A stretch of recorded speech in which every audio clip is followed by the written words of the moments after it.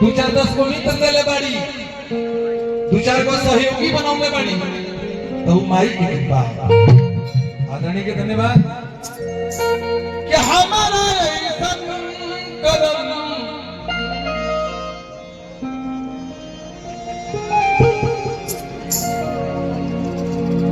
धन्यवाद। आदरणीय के बहुत दिल से धन्यवाद है, यथायोग्य सम्मान। कि हमारा ऐसा कदम अभागा के काम आसान कैली आगा के कि दाया काया पबा दयानी के हम तो बुलबुला बानी के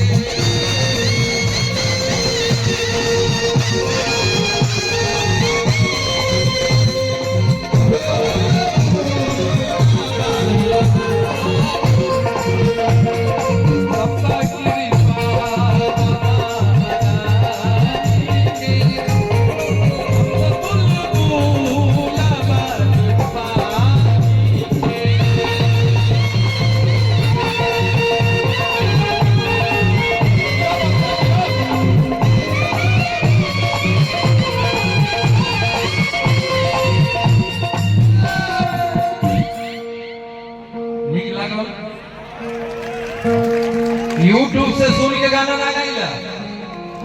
YouTube हमारे चलते चलेला, हमारे जैसन गायक के चलते YouTube चलेला, YouTube के चलते हम ना चलेगा। अगर सही बात के तो तुम थपड़ी बजा सकते। हमार गाना है, जब तक गाई हम अपन गाना गावल गाई जी, दूसरा के गावल ना, ईमानदारी से। ऐसा गायक के पैसा दियो सार्थक होला।